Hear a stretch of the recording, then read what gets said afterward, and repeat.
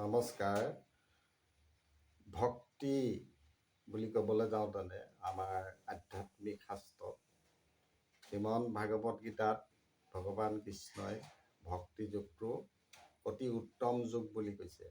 18টা অধ্যায়ৰ ভক্তি যোগটোৱেই হৈছে উত্তম যোগ। কাৰণ ভক্তি অবিহনে আমি ভগৱানৰ ক্ষেত্ৰখনত, আধ্যাত্মিকতাৰ ক্ষেত্ৰখনত আমি সোমাবলৈকে নোৱাৰিম।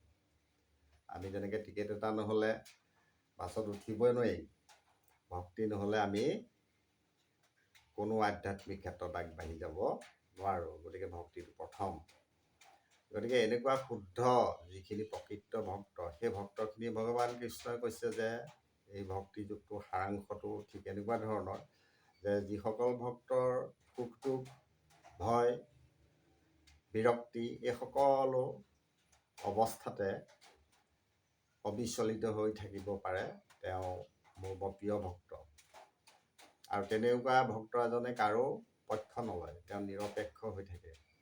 তেওঁ মোৰ চিন্তাতে সকলো ধৰণৰ বিপদ মোৰ পাতি ল'বলৈ তেওঁ কুণ্ঠাবোধ নকৰে। গতিকে তেওঁ এজন স্থিতপ্ৰজ্ঞ ব্যক্তি হৈ উঠে, আৰু সেইজনেই হৈছে মোৰ পৰম ভক্ত আৰু পৰম মিত্ৰ, আৰু তেওঁক মই কেতিয়াও পাহৰি নাযাওঁ। গতিকে এই ভক্তি যোগ ভগৱান কৃষ্ণই যে সকলো মানুহে সকলো ধৰণতে ভক্তি প্ৰদান কৰিব নোৱাৰে, তাৰ কাৰণে 3টা পন্থা আগবঢ়াই থৈ গৈছে।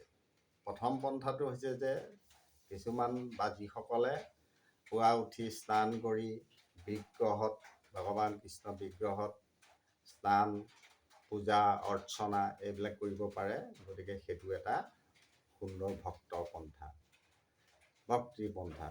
কিন্তু কিছুমানে সেইটো নকৰিবও পাৰে, অসুবিধা, বিভিন্ন পাৰিবাশিক ক্ষেত্ৰত সেইটো নাথাকিবও পাৰে। গতিকে তেওঁ যদি ভগৱান কৃষ্ণৰ প্ৰচাৰৰ অৰ্থে বিভিন্ন ধৰণৰ কাম কাজ কৰি যায়, আৰু সেইখিনি কৰিবলৈ যাওঁতেনে তেওঁৰ মূলধন, শ্ৰম আৰু নানান ধৰণৰ অসুবিধাৰ সৃষ্টি হ'ব পাৰে। গতিকে সেইখিনি মূৰ পাতি লৈ পেলাই তেওঁ ভগৱান কৃষ্ণৰ প্ৰচাৰত আত্মনিয়োগ কৰিব পাৰে। সেইটো দ্বিতীয় পন্থা। সেইটো ঠিক ভগৱানকেই লগ পাব, তুমি মোকেই লগ পাবা। আৰু এটা পন্থা কৈছে যে যিসকলে ওপৰৰ 2টা যোগেৰে তেওঁ আগবাঢ়ি যাব নোৱাৰে, তেওঁ তৃতীয় পন্থাৰে গ'লেও তেওঁ মোক লগ পাব। সেইটো হৈছে যিজনৰ মাটি বাৰী বা ধন টকা পইচা, চিকিৎসালয়, মঠ মন্দিৰ বা মানুহৰ সেৱাৰ অৰ্থে, ভাল কামৰ অৰ্থে যদি দিব পাৰে, প্ৰদান কৰিব পাৰে, মোৰ নামত থাকি, মোৰ কথা ভাবি, গতিকে সেইটো এটা সুন্দৰ ভক্তি পন্থা। গতিকে ঠিক এনেধৰণে যদি আমি ভক্তি যোগত সোমাই আগবাঢ়ি যাব পাৰোঁ, তেতিয়াহ'লে আমাৰ একো অসুবিধা নাথাকিব।